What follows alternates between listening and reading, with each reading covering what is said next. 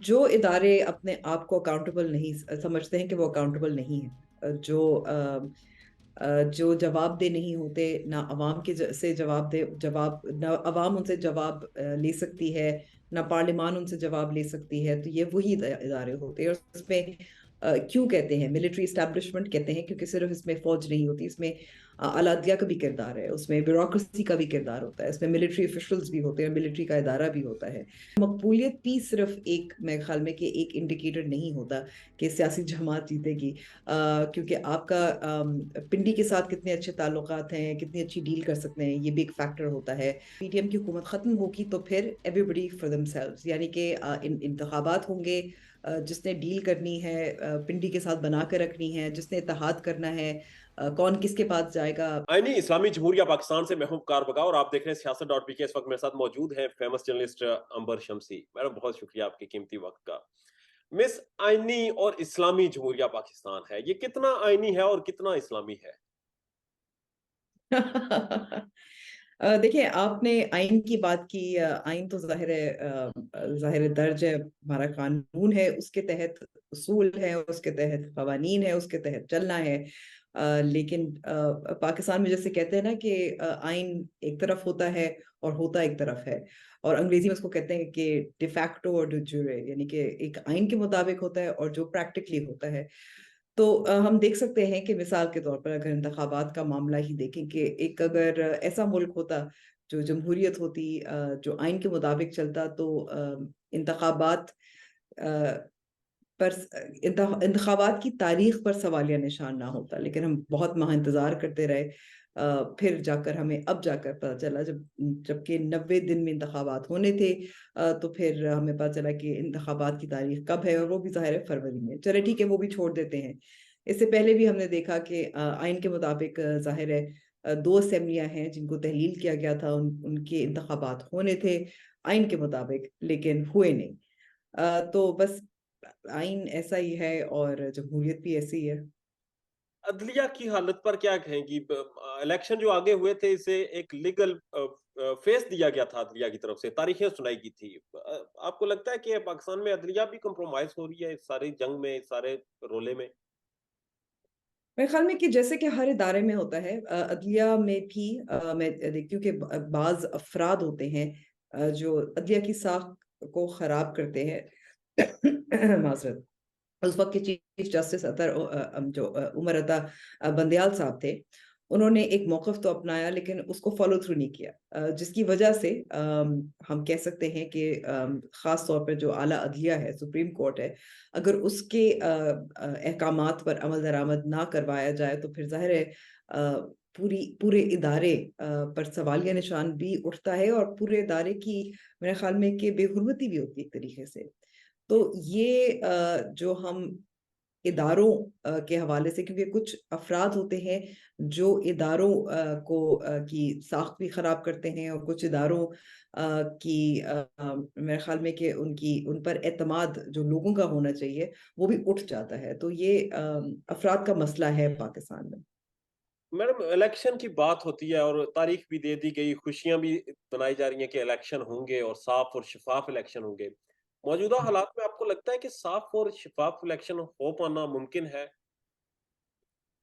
اب ہمارے آئین میں کیا لکھا ہوا ہے؟ ہم اس مجبوری ہے ہماری، ہم تو آئین کی بات کریں گے اور اصول کی بات کریں گے کہ آئین میں تو یہ لکھا ہوا ہے کہ free, fair and transparent elections ہونے چاہیے۔ اب فری کون ڈیفائن کرتا ہے، فیئر کون ڈیفائن کرتا ہے، ٹرانسپیرنٹ کون ڈیفائن کرتا ہے؟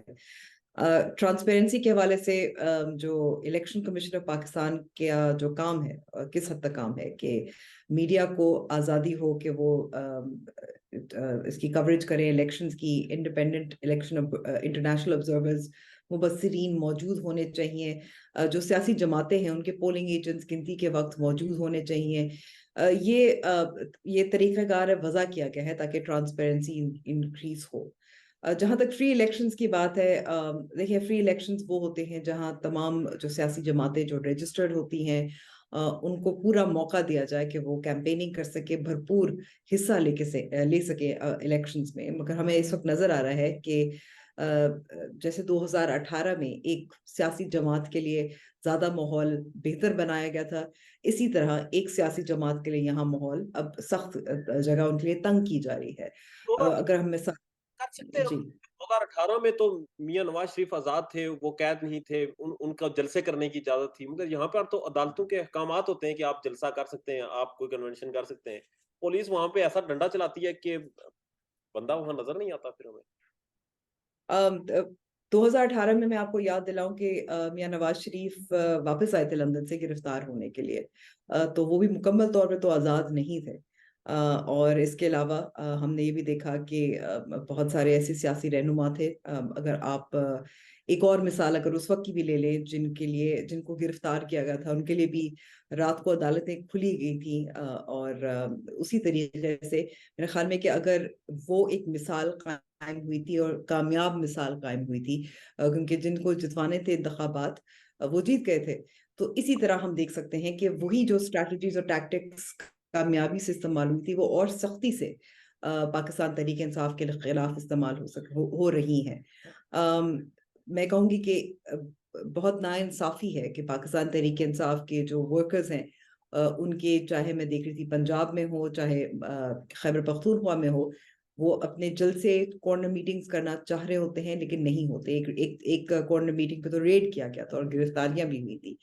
تو ظاہر ہے جب سیاسی جماعت یا سیاسی جماعتیں کھل کر، جیسے میں نے کہا، الیکشنز میں کیمپیننگ میں حصہ نہیں لے پا رہی، تو ہم یہ یقین سے کہہ سکتے ہیں کہ کم سے کم فری الیکشن تو نہیں ہے، فیئر الیکشن بھی نہیں ہو سکتا.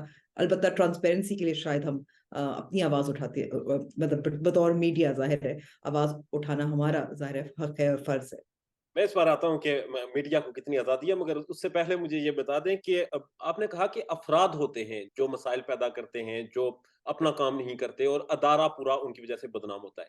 75 سال گزر چکے ہیں پاکستان کو، یہ کون سے افراد ہیں جو ہر دفعہ الیکشن ہوتے ہیں تو ایک ہی طرز کی واردات ڈالتے ہیں، ایک طرح سے ہی چیزوں کو مینوپولیٹ کرتے ہیں؟ یہ افراد کون ہیں؟ جو ادارے اپنے آپ کو اکاؤنٹیبل نہیں سمجھتے ہیں کہ وہ اکاؤنٹیبل نہیں ہیں، جو جواب دہ نہیں ہوتے، نہ عوام سے جواب نہ عوام ان سے جواب لے سکتی ہے، نہ پارلیمان ان سے جواب لے سکتی ہے، تو یہ وہی ادارے ہوتے ہیں. اور اس میں کیوں کہتے ہیں ملٹری اسٹیبلشمنٹ کہتے ہیں؟ کیونکہ صرف اس میں فوج نہیں ہوتی، اس میں اعلیٰ عدلیہ کا بھی کردار ہے، اس میں بیوروکریسی کا بھی کردار ہوتا ہے، اس میں ملٹری افیشلز بھی ہوتے ہیں، ملٹری کا ادارہ بھی ہوتا ہے، جس کی وجہ سے ہم کہہ سکتے ہیں کہ ایسے ادارے ہوتے ہیں جن کے اندر کچھ ایسے افراد ہوتے ہیں جو یا تو ادارے کو پر اعتماد اس کا بحال کر سکتے ہیں یا اس کو مزید بدنام کر سکتے ہیں. بہرحال آج کل سرویز ہو رہے ہیں، اگر ڈیجیٹل میڈیا پہ ہم دیکھیں ٹویٹر پہ تو بہت زیادہ ہو رہے ہیں. یہ سلسلہ شروع ہوا جب مسلم لیگ نون کی اپنے ٹویٹر اکاؤنٹ پر ایک سروے کیا گیا، اور وہاں پر جب انہیں اپنا نظر آیا کہ رزلٹ کچھ ان کے مرضی کے نہیں تھے، انہوں نے ڈیلیٹ کیا، اور پھر بے شمار صحافیوں نے اس پر سروے کیے. سروے آپ کے سامنے ہیں. اس کے بعد غریدہ فروخی صاحبہ نے ایک زمینی سروے کیا، اور وہ کہتی ہیں کہ لاہور کے پورے لاہور کا انہوں نے سروے کیا، اور نون لیگ کی برتری انہوں نے دیکھی. اور یہ عوامی ترجمانی ہے، یہ الیکشن پہلے کے حالات ہیں، اور عوام نے تو مسلم لیگ نون کو قبول کر لیا ہے. آپ چیزوں کو انالائز کرتی ہیں، اور پھر غریدہ فروخی صاحبہ کی اس سروے پر کیا کہیں؟ دیکھیے، یہ جو سرویز ہوتے ہیں یہ آدھا سچ آدھا جھوٹ بھی ہوتے ہیں، کیونکہ سرویز کی کچھ لمیٹیشنز ہوتی ہیں. ہمیں یاد رکھنے کی ضرورت ہے، اور میں آپ کو ایک مثال دیتی ہوں امریکہ کی، کہ امریکہ میں بھی سرویز جب کیے گئے تھے ٹرمپ کی جیت سے پہلے، تو جو بھی اندازے تھے وہ غلط ثابت ہوئے تھے. یہ بالکل درست ہے کہ جو پاپولر ووٹ ہے وہ اس وقت کی ڈیموکریٹک جو کینڈیڈیٹ تھی ہلری کلنٹن، وہ جیت گئی تھی، لیکن بالآخر صدر ٹرمپ بنے تھے، یعنی کہ ٹرمپ صدر بن چکے تھے، ریپبلکن پارٹی کے کینڈیڈیٹ. اور اس وقت بھی اعتراف کیا گیا تھا کہ پولنگ ایک حد تک آپ کو بتا سکتی ہے کہ کیا حالات ہوں گے. اب پاکستان میں اگر ہم سرویز دیکھیں، ہم کس طرح سے جانچ سکتے ہیں کسی بھی سیاسی جماعت کی مقبولیت؟ سیاسی جماعتیں اپنے خود سرویز کرواتی ہیں. ابھی ہم نے مثال کے طور پہ دیکھا تھا کہ آئی تھنک میرے خیال میں مفتاح اسماعیل نے بھی اس کے حوالے سے ٹویٹ کیا تھا، اور یہ میرے خیال میں جولائی کی بات ہے کہ انہوں نے وہ سروے کروایا تھا. اس وقت بھی عمران خان صاحب بے حد مقبول اور پاپولر تھے، لیکن وہ بھی جب تک الیکشن سے پہلے آپ بائی الیکشنز ہوں، سرویز ہوں، جو صحافی ہیں وہ ظاہر ہے پھر جاتے ایک سینس لیتے ہیں مختلف علاقوں میں. غریدہ فاروقی کا آپ نے حوالہ دیا تھا، ایک اور یوٹیوب پہ اپنا کرتے ہیں، پروگرام بھی کرتے ہیں، اسد علی طور، انہوں نے بھی لاہور کا ایک سروے کیا تھا. ان کے سروے میں اور غریدہ فاروق کے سروے میں بھی مختلف آپ کو نتائج نظر آ رہے تھے، کیونکہ اسد علی طور نے جو لوگوں سے بات چیت کی تھی مختلف جو علاقے ہیں لاہور کے، تو اس میں صاف ظاہر تھا، اور میں یہ بالکل ہم کہہ سکتے ہیں یہ سائنٹیفک نہیں ہے، یہ صاف ظاہر تھا کہ پاکستان تحریک انصاف کی مقبولیت تھی، لیکن دوسری طرف پاکستان مسلم لیگ نواز کے بھی سپورٹرز موجود تھے. اب یہ کتنا ہے، 60 70 50 50، یہ تو میں نہیں کہہ سکتی، میں تو بطور صحافی وثوق سے نہیں کہہ سکتی. جہاں تک غریدہ فاروقی صاحبہ کا ہے، انہوں نے اپنے مطابق اپنا ان کا سیمپل سائز ہوگا کیا ہوگا. میں جب تک الیکشنز نہیں ہوں گے میں تو خیر کسی بھی نتیجے کو نہیں مان سکتی، کیونکہ بالآخر سرویز کا مقصد کیا ہوتا ہے؟ سرویز کا مقصد ہوتا ہے کہ پلس لینا لوگوں کی. اور اگر میں کہوں مثال کے طور پر، میں ٹریننگز بہت کرتی ہوں، میں یونیورسٹی اسٹوڈنٹس جو ووٹ ڈالا ان کا پہلی بار ووٹ ڈالنے جا رہے ہیں، میں وہاں سروے کر رہی ہوں اور یہ بتا رہے ہیں، تو آپ کیسے یقین کر سکتے ہیں کہ اگر میں نے مثال کے طور پر 200 اسٹوڈنٹس کا سروے کیا ہے یہ واقعی ریپرزینٹ کرے گا پورے پاکستان کو؟ ایسا تو نہیں ہو سکتا نا. سو آئی تھنک کہ الیکشنز کے قریب آپ کو زیادہ اندازہ ہوگا کہ کس کی جیت ہے. اور مقبولیت بھی صرف ایک، میرے خیال میں کہ ایک انڈیکیٹر نہیں ہوتا کہ سیاسی جماعت جیتے گی، کیونکہ آپ کا پنڈی کے ساتھ کتنے اچھے تعلقات ہیں، کتنی اچھی ڈیل کر سکتے ہیں، یہ بھی ایک فیکٹر ہوتا ہے. پھر آپ کینڈیڈیٹس اور آپ کی جو الیکشن کے روز آپ کس طرح سے اپنے ووٹر کو متحرک کرتے ہیں اور لے کر جاتے ہیں پولنگ اسٹیشن کے پاس، یہ بھی فیکٹر ہوتا ہے. سو الٹیمیٹلی آئی تھنک کہ سرویز آپ کو آدھا سچ آدھا جھوٹ ہی بتاتے ہیں، اس پہ مجھے بہت زیادہ یقین نہیں ہے.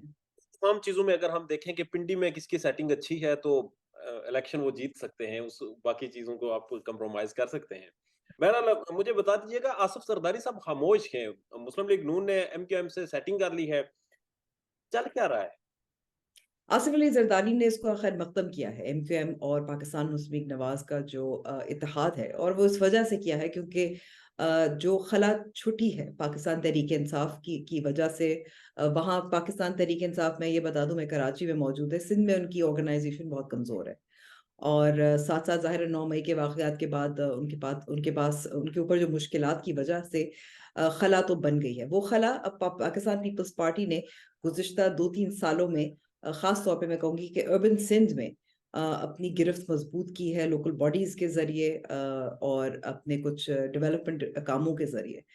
تو اس وقت یہ جو ایم کیو ایم اور پاکستان مسلم لیگ نواز کا جو اتحاد ہے، وہ دو سندھ میں کہوں گی 2 کمزور پارٹیوں کا اتحاد ہے، جس کی وجہ سے آپ کو آصف علی زرداری صاحب کا اعتماد آپ کو اس کی وجہ بھی نظر آ رہی ہے.